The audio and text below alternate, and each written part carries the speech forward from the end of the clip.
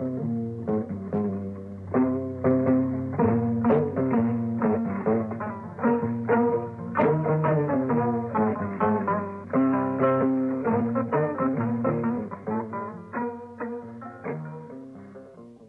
journal, Moussa Papa Aïdara.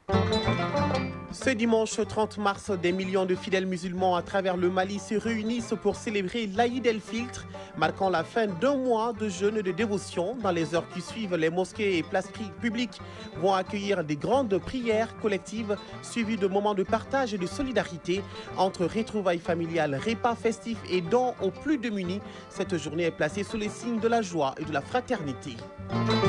La joie ne sera tout de même pas au rendez-vous pour plusieurs commerçants du grand marché de Bamako. Un incendie d'une rare intensité a ravagé une partie du grand marché de Bamako hier soir avant d'être maîtrisé. Bien que l'on ne déplore aucune perte en vie humaine ni de blessés, les dégâts matériels sont considérables. Dans l'actualité, à suivre le témoignage d'un jeune Burkinabé de 15 ans contraint de mener des actes terroristes. Aujourd'hui libéré de cette activité indésirable, il livre son témoignage sur l'horreur qu'il a vécue et comment il a finalement été libéré. En Birmanie, le dernier bilan du séisme survenu vendredi s'est alourdi hier samedi à plus de 1644 morts et 3408 blessés. Sport football, à partir ce dimanche 30 mars et ce jusqu'au 19 avril 2025, le Maroc accueillera la 15e édition de la Coupe d'Afrique des Nations des moins de 17 ans. Ici au Mali, en ce qui nous concerne, le rendez-vous est pris aujourd'hui au Palais des Sports Salamatou Maïga. Les équipes ivoiriennes défieront celles du Mali en finale du tournoi international de l'amitié de basketball des moins de 16 ans, filles et garçons. Dans la chronique santé, on se laissera guider par Koumba Sissé. Elle promet de nous amener au bloc multifonctionnel du CHU du professeur Bouakar Sidissal de Kati. Ce bloc aurait des appareils qui répondent aux normes internationales. 25 interventions de tout type sont effectuées par semaine, sans compter les urgences chirurgicales. Mesdames, Messieurs, bonjour et bienvenue à cette édition. D'abord, ce message du président de la transition, chef de l'État, le général d'armée Assimi Goïta, à l'endroit de la communauté musulmane. Ce dimanche 30 mars 2025, la communauté musulmane du Mali célèbre la fête du Ramadan, marquant la fin d'un mois sacré empreint de jeûne, de prière, de charité et de fraternité. À cette occasion, je tiens à adresser mes vœux les plus chaleureux à l'ensemble de la communauté musulmane de notre cher pays et d'ailleurs.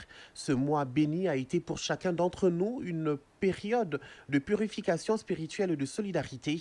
Il nous a offert un moment privilégié pour nous rapprocher de Dieu, consolider les liens familiaux et communautaires et tendre la main aux plus démunis. Ces valeurs au cœur du Ramadan sont une source d'inspiration pour nous tous et un rappel de l'importance de l'unité et de la générosité dans notre nation. En ce jour de fête, je vous souhaite à toutes et à tous une excellente célébration du Ramadan. Que le Tout-Puissant Allah accepte vos prières, exauce vos vœux et vous comble de ses bénédictions. Que la lumière de ce mois sacré continue de nous guider vers un avenir de paix, de prospérité et de réussite pour le Mali tout entier. Signé le président de la transition, chef de l'État, le général d'armée Assimi Goïta. Comme je le disais dans les titres, les fidèles musulmans convergent en ce moment vers les mosquées pour la grande prière collective qui marque la fin du mois de Ramadan. Mais avant, tous les chefs de famille doivent accomplir la zakat al-fitr. La zakat al-fitr est une forme d'aumône qui a été faite par le prophète Mohammed, paix et salut sur lui, devenue une obligation pour chaque musulman. Son importance est de purifier le jeûne, autrement dit corriger les erreurs survenues dans l'accomplissement du jeûne par le musulman.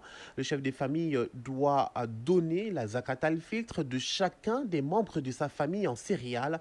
Elle est faite très tôt le jour de la fête avant d'aller à la grande prière. On en sait plus avec Najim Baba Sissé. En islam, la zakat al-fitr ou sadakat al-fitr est une forme d'aumône obligatoire due par chaque musulman avant la prière de l'Eid. Elle est une sunna du prophète Mohammed, paix et salut sur lui, et depuis lors obligatoire pour chaque musulman.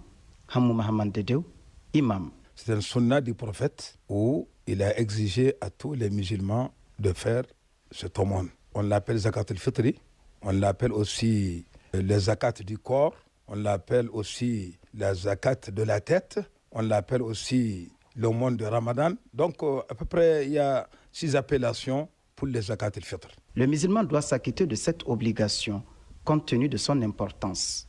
Hamou Mahaman Dedeu, imam. Parce que les zakat al-fitr, on dit c'est pour purifier le jeûne. Le jeûneur, au moment où il était en jeûne, il y a beaucoup d'activités qui se passent, qu'il ne contrôle pas. Mais le fait quand même de faire le zakat al-fitr, on dit c'est une purification pour le jeûne. C'est un appui aussi pour les pauvres. La zakat al-fitr est donnée en céréales dont la valeur correspondrait à 2,5 kg pour chaque membre de la famille. À cet effet, d'autres unités de mesure existent avec la même valeur. Hamou Mahaman Dedeu, imam. Le prophète a recommandé un sa. Ça veut dire 40 vers 8 est égal à un sa. Ou bien aussi, si vous calculez, vous allez voir, ça fait 2,5 kg. La zakat al-fitr peut être accomplie le 27e jour du mois ou à la fin du ramadan avant d'aller à la grande prière.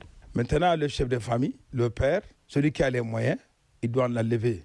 En tout cas, à son nom et à tous ceux qui sont à sa charge. Même si tu as tes parents qui sont pauvres, ils n'ont pas les moyens, même s'ils ne sont pas avec toi, tu dois enlever leur part. Si tu as des enfants qui sont à l'extérieur, ils n'ont pas encore les moyens, tu dois aussi enlever leur part. On devait l'enlever aussi dans les grains qu'on consomme régulièrement dans la zone. C'est dans ça qu'on doit enlever le zakat al-fitr. Le ramadan étant un moment de partage et de solidarité, cette aumône doit être destinée à des personnes, aux familles démunies, afin de les aider à mieux passer la fête. J'étais disant dans les titres, dans la nuit d'hier à aujourd'hui, un incendie d'une rare intensité a ravagé une grande partie du grand marché de Bamako avant d'être maîtrisé. Bien que l'on ne déplore aucune perte en vie humaine ni de blessés, les dégâts matériels sont considérables. Grâce à l'intervention rapide de la protection civile, le feu a été contenu, évitant ainsi une propagation plus dramatique. La police du 1er arrondissement était également sur les lieux afin d'assurer la sécurité et de faciliter les opérations de secours. On y reviendra dans nos prochaines éditions. Le ministère de l'Environnement, de l'Assainissement et du Développement durable a procédé vendredi à Bamako au lancement d'un projet de renforcement du Mali qui mettra en œuvre certaines conventions relatives à l'utilisation des produits chimiques. Pour une durée de 3 ans, le projet en question vise à donner une réponse appropriée à la gestion de ces produits dans les zones minières. Les explications de Sokona Kamisoko. L'utilisation des produits chimiques dans l'orpaillage nuit à l'environnement. Pourtant, selon le premier rapport produit par le Mali sur la question, 260 000 kg de mercure sont utilisés annuellement dans l'orpaillage au Mali. C'est pour y faire face qu'a été initié ce projet de renforcement du Mali à mettre en œuvre certaines conventions, des conventions destinées à réglementer leur utilisation. Moussa Diarra, secrétaire général du ministère de l'Environnement, de l'Assainissement et du Développement durable. En réponse à cette situation, le Mali a adopté en 2020 un plan d'action national pour l'extraction minière artisanale et à petite échelle d'or, conformément aux recommandations de la Convention de Minamata. Afin de renforcer nos capacités dans la mise en œuvre des conventions internationales sur les produits chimiques et les déchets, notre gouvernement a sollicité et obtenu un financement du programme spécial du PNIE lors de son 6e appel à candidature. L'initiative est soutenue par le Programme des Nations Unies pour l'environnement. Selon son représentant, Félix Herzo, qui est intervenu en ligne, a réitéré l'engagement de son organisation à accompagner toute action susceptible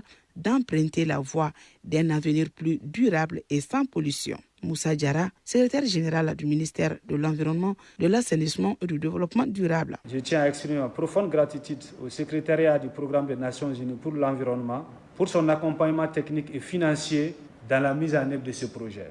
L'objectif principal de ce projet est de renforcer les capacités institutionnelles du Mali dans la gestion des produits chimiques et des déchets en alignement avec les stratégies nationales de développement. Ce projet, faut-il le souligner, intervient dans toutes les zones aurifères du Mali et ce pour une durée de 3 ans. 7h09. La Direction nationale du travail est dans la dynamique de vulgarisation de l'arrêté du 5 juillet 2024 portant établissement de la liste des travaux légers autorisés aux enfants de 13 à 14 ans. C'est dans ce contexte que le directeur de la cellule nationale de lutte contre le travail des enfants a tenu une conférence de presse. L'objectif est d'informer les hommes de médias sur le processus de plaidoyer en cours au niveau des organisations de la société civile dans le cadre du projet Agir contre le travail des enfants. Compte rendu, Djemba Moussa Konaté. Selon une enquête de l'Institut national de la statistique menée en 2020 avec l'appui du Bureau international du travail et du ministère du Travail, plus de 2 millions d'enfants subissent le travail des enfants dans notre pays. Parmi ces travaux, il y a les dangereux et ceux légers. C'est au regard de l'ampleur du phénomène que le ministère du Travail a signé en 2024 l'arrêté portant la liste des travaux légers autorisés aux enfants de 13 à 14 ans. Cette conférence de presse vise à expliquer aux journalistes et influenceurs les raisons qui ont amené la prise de cette décision et à leur présenter la liste des travaux légers autorisés aux enfants de 13 à 14 ans. Amadou Thiam, directeur de la cellule nationale de lutte contre le travail des enfants. Le travail léger, c'est à partir de 13 et 14 ans. Maintenant, à partir de 15 ans, qui est l'âge d'admission à l'emploi, les travaux un peu plus élevés peuvent être confiés à l'enfant, mais pas les travaux dangereux. Les travaux dangereux, c'est à partir de 18 ans. Donc la liste des travaux légers qui a été adoptée au mois de juillet par le gouvernement du Mali, il s'agit pour nous vraiment d'essayer de vulgariser cette liste-là. Les conférenciers estiment que les enfants sont autorisés à faire des travaux de socialisation.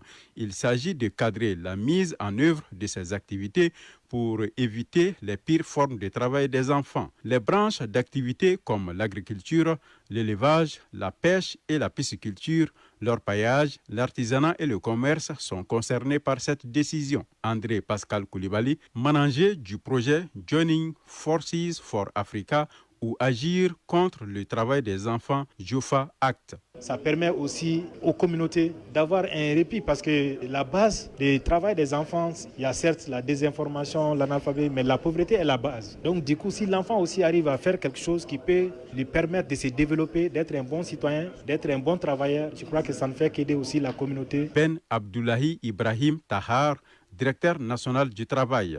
Le Mali s'est engagé en ratifiant les conventions internationales numéro 138 et 182 de contribuer aux efforts mondiaux de protection des droits des enfants, tout en garantissant qu'ils ne soient exposés à des travaux dangereux, préjudiciables à leur développement. Lors de cette conférence de presse, il a été rappelé aux journalistes que l'adoption de cet arrêté vient compléter, voire faciliter la compréhension et l'application de cette décision en vigueur depuis 2009 et actualisée en 2017.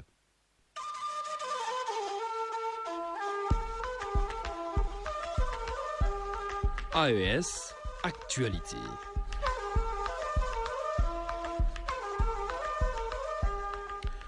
Au Burkina Faso, les groupes terroristes, pour se protéger, prennent en otage des populations sans défense.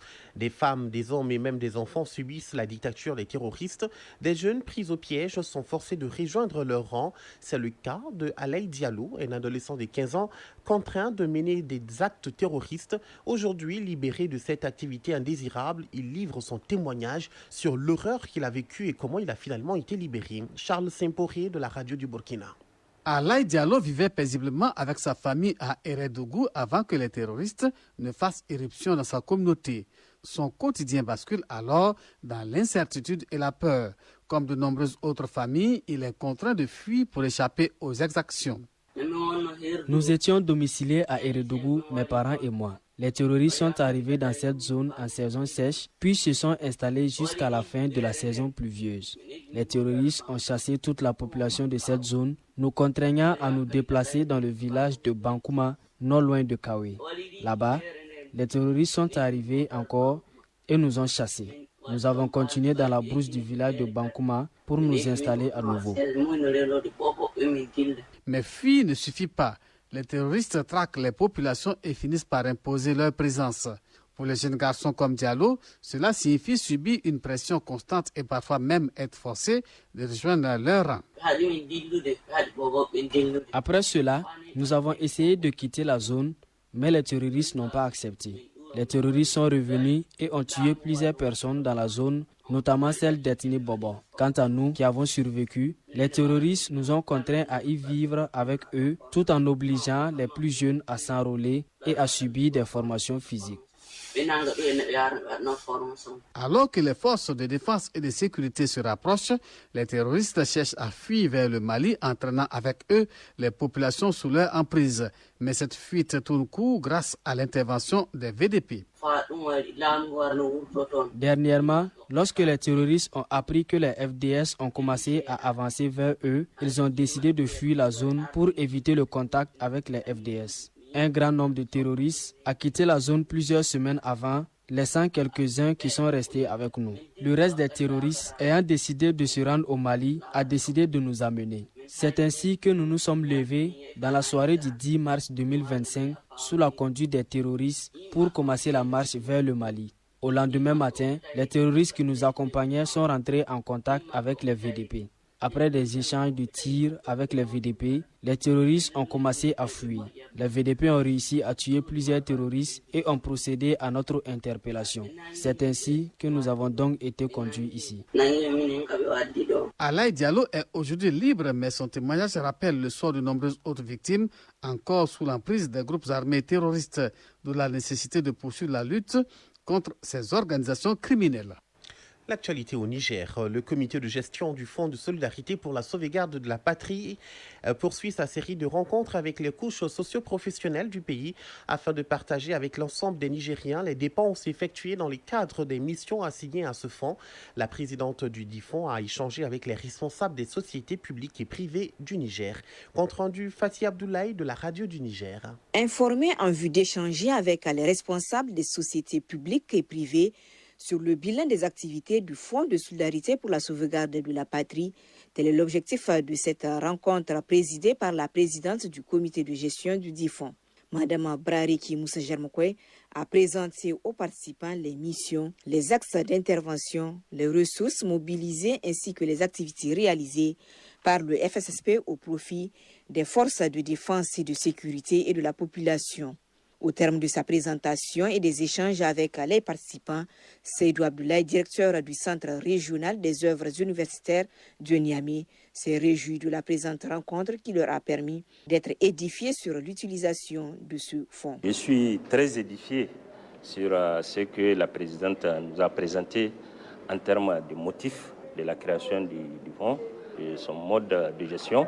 À la création de ce fonds, les gens n'ont pas du tout beaucoup connaissance du contour de la création de ce fonds-là. Aujourd'hui, avec les explications qui nous ont été données, nous avons beaucoup été édifiés et nous sommes satisfaits de la création de ce fonds. Le Fonds de solidarité pour la sauvegarde de la patrie a été créé le 11 octobre 2023 pour faire face aux sanctions inhumaines imposées au peuple nigérien par la CEDEAO. Actualité sur le continent. À présent, au Sénégal, la justice affirme que Mansour Faye, le beau-frère de Macky Sall, peut voyager librement. Empêché à 2 reprises de quitter le territoire sénégalais cette dernière semaine, Mansour Faye avait saisi le juge des référés à la chambre administrative de la Cour suprême qui lui a donné raison. Vendredi, celui-ci a donné injonction au ministère de l'Intérieur de le laisser libre de ses mouvements, une décision qui s'apparente à un revers pour les autorités. Au Gabon, la campagne a démarré hier samedi en vue de la présidentielle du 12 avril 2025. Si tous les candidats n'ont pas encore jeté leur force dans la bataille, le président de la transition, Brice Clotaire Oligui Nguema, a réuni ses partisans lors d'un meeting dans un stade de Libreville. En Guinée, bien sûr, la grâce de Moussa Dadis Camara, une décision qui suscite réaction et interrogation. Il a bénéficié d'une grâce présidentielle à l'initiative du chef de l'État, le général Mamadi Doumbouya. L'ancien dirigeant guinéen au pouvoir entre 2008 et 2009 avait été condamné le 31 juillet 2024 pour crime contre l'humanité dans le cadre du procès du massacre du 28 septembre 2009 au Riga, au grand stade de Conakry. Cette décision prise pour des raisons de santé interroge et suscite des réactions contrastées. Hors du continent, Syrie à présent, les autorités syriennes ont annoncé hier soir la composition de leur nouveau gouvernement. L'annonce était attendue depuis près d'un mois. Le président par intérim Ahmed Al-Shara a affirmé sa volonté d'édifier un État fort et stable. Parmi ces nouveaux ministres, on retrouve de nombreux fidèles d'Ayat Tahrir al-Sham, dont est issu le nouveau pouvoir de Damas. Quelques ministres chargés de la gestion des affaires affaires courantes depuis la chute de Bachar el-Assad reste également en poste. Celui des Affaires étrangères, par exemple, Assad al-Shibani, le ministre de la Défense, ancien cadre du HTS Mouraf Abou Kasra, ainsi que l'ex-chef des renseignements généraux Anas Katab, nommé ministre de l'Intérieur. Je vous le disais dans les titres également, en Birmanie, le dernier bilan du séisme survenu vendredi s'est alourdi hier samedi à plus de 1644 morts et 3408 blessés. La région de Mandalay, au centre du pays et proche de l'épicentre, est la plus touchée. Et si les militaires au pouvoir ont lancé un appel à l'aide internationale, rien ne semble fait pour simplifier les démarches des secours.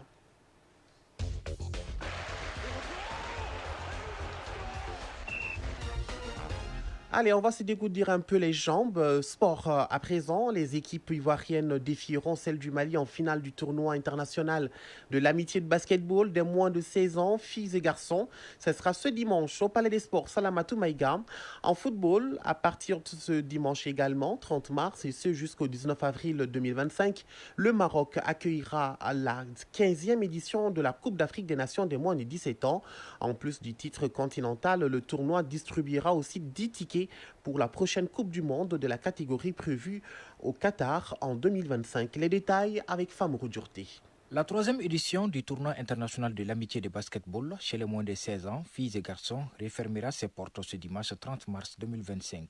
Le tournoi a vu la participation de 3 pays en plus du Mali, pays hôte, favorisant ainsi un esprit de camaraderie et d'amitié entre les différentes nations. Les finales s'annoncent passionnantes. Du côté des filles, l'équipe B du Mali, reconnue pour son jeu collectif et sa détermination, affrontera une équipe ivoirienne qui a montré une formidable progression durant le tournoi. Chez les garçons, la rivalité entre le Mali et la Côte d'Ivoire sera également à son comble. Rendez-vous donc cet après-midi au Palais des Sports Salamatou Maïga pour être témoin oculaire du dénouement final du tournoi international de l'amitié de basketball du Mali chez les moins de 16 ans. Sur un tout autre plan, la jeunesse dorée du football africain s'apprête à illuminer les pelouses marocaines. Pour la première fois dans l'histoire de la CAN des moins de 17 ans, 16 nations seront sur la ligne de départ. Un format élargi qui témoigne de la volonté de la Confédération africaine de football de faire de cette compétition une vitrine de l'excellence africaine, un tremplin vers le sommet du football mondial. C'est l'affiche Maroc-Ouganda qui ouvre le bal cet après-midi au stade El Bachir. Demain lundi, il y aura Tanzanie-Zambie à 14h pour compléter la première journée du groupe A, puis 2 affiches musclées du groupe B à Casablanca, Burkina Faso-Cameroun à 17h, suivi d'un choc très attendu entre l'Afrique du Sud et l'Égypte à 20h. 2 nations aux références solides, 2 styles, une même ambition, frapper fort dès l'entame. Le mardi 1er avril marquera l'entrée en lice du Sénégal, champion en titre. Les Lionceaux ouvriront le bal du groupe C face à leurs voisins gambiens à El Jadida à 14h, tandis que la Somalie, encore peu expérimentée à ce niveau, croisera le fer avec la Tunisie à 17h. Dans le groupe D, le Mali, vainqueur à 2 reprises de la compétition et 4e en 2023, devra se méfier d'Angola, l'un des nouveaux venus, lors d'un duel prévu à 17h. Enfin, la Côte d'Ivoire, sacrée en 2013, bouclera la première journée des groupes face à la République centrafricaine à 20h.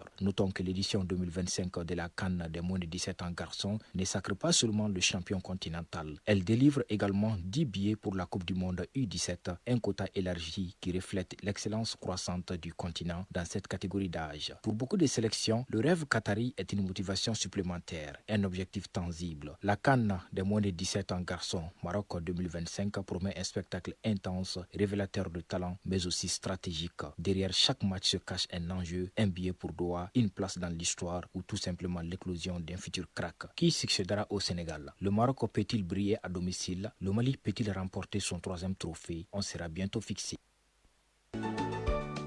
Focus Santé. Nous sommes en plein pied dans la page santé à présent, après avoir fait un tour au service de traumatologie du CHU du professeur Bouakar Sidissal de Kati.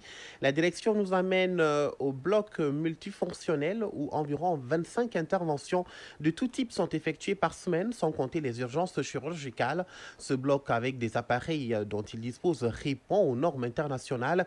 Les chirurgiens ont la possibilité de traiter les maladies urinaires ou gynécologiques à travers des voies naturelles sans faire une incision quelconque. Découvrons ces techniques d'intervention dans Focus Santé avec Kumba Sissé. C'est bien possible d'enlever les calculs rénaux sans faire de l'incision. Cette technique, appelée urétéroscopie laser, est développée à l'urologie du CHU professeur Bouakar Sidissal de Kati. C'est au bloc multifonctionnel que tout se passe. Professeur Amadou Kassogué, chirurgien urologue. L'urotéroscopie laser est une chirurgie qui utilise les voies naturelles, les méas urétérales et atteindre les reins sans faire une ouverture cutanée. Et la durée d'hospitalisation, c'est 24 à 48 heures. Le cancer de la prostate ou de la vessie est un mal qui affecte beaucoup d'hommes. La même technique est appliquée pour faire face à ces maladies. Professeur Amadou Kassogué. Nous réalisons surtout l'activité endoscopique de la prostate et de la vessie, la résection transurétrale de la prostate et la résection de la tumeur de vessie que nous pouvons réaliser également sans incision cutanée. C'est les mêmes techniques d'intervention, c'est l'endoscopie. Nous arrivons à réaliser l'urotéroscopie laser sous anesthésie loco-régionale. Côté gynécologique, certaines pathologies qui affectent les femmes sont aussi traitées par la voie naturelle avec des matériels adaptés. Professeur Aminata Kouma, chef des services de la gynéco et l'obstétrique du CHU, professeur Bokar Sidissal de Kati. Pour faire une hystéroscopie diagnostique, ça veut dire pouvoir aller dans la cavité utérine, l'utérus de la femme, sans incision, en passant par les voies naturelles. Donc, à côté de cette hystéroscopie diagnostique, on a l'hystéroscope opératoire qui nous permet également d'aller faire la résection des fibromes de l'utérus tant qu'on a une incision large au niveau de l'abdomen. En cardiologie, les patients qui ont une fréquence cardiaque faible sont boostés à travers l'implant de pile. Dans cette intervention, le programmateur du pacemaker, un nouvel appareil, guide les chirurgiens dans l'opération. Professeur Youssouf Kamara, cardiologue. Quand les personnes ont l'électricité du cœur qui faiblit, donc on doit mettre une pile. Lors de la procédure de l'intervention, cet appareil nous sert à tester les fils. Les praticiens de ce bloc multifonctionnel ainsi que la direction se disent fiers de l'avoir équipé, car selon eux, il répond non seulement aux normes internationales, mais aussi aux attentes des populations. Professeur Abdoulaye Diarra, chef de bloc multifonctionnel. En moyenne, on fait 25 interventions par semaine, sans les urgences chirurgicales. Donc c'est un bloc moderne qui répond à toutes les normes internationales en matière de bloc. Et c'est là, par le système d'aération, nous avons une unité à flux laminaire qui permet de traiter l'air et de rendre le champ opératoire stérile. Nous avons aussi des lampes cialytiques munies de caméras qui permettent de filmer l'intervention. Professeur Laye Touré, directeur général du CHU, professeur Bokar Sidissal de Kati. Avant l'acquisition des infrastructures et ses équipements, toutes les interventions étaient réalisées avec de grandes incisions, ce qui demandait un séjour hospitalier très long, souvent très douloureux, et le coût revenait très cher. Mais il faut savoir, avec l'acquisition des équipements et des infrastructures, aujourd'hui, Kati dispose au total de 9 blocs opératoires, ce qui permet de faire la prise en charge de plusieurs patients nécessitant la chirurgie avec une grande précision. Au CHU, professeur Bokar Sidissal de Kati, les chirurgiens sont tous motivés à travers l'acquisition de ces nouveaux matériels. Matériels qui leur permettent de faire plusieurs interventions, qu'elles soient mini-invasives, par voie naturelle ou maxillofaciale. Ce dernier est une spécialité qui prend en charge les traumatismes du visage et du bucco-dentaire. 7h, presque 30 minutes. Voilà l'essentiel de l'actualité de ce 7h qui vous a été présenté par Moussa Papa Idara. Tous les plaisirs étaient pour moi. Mise en onde bien assurée par Mokhtar Touré Labou. Amadi Sow est là pour la mise en ligne. Moussa Koulibaly sera là dans quelques minutes pour les avis et communiqués. Merci de nous avoir suivis. Prenez soin de vous et des autres. Et n'oubliez surtout pas, gardez le sourire. Quoi qu'il arrive, belle fête de l'Aïd el-Fitr à tous et bonne suite de programme sur l'ERTM.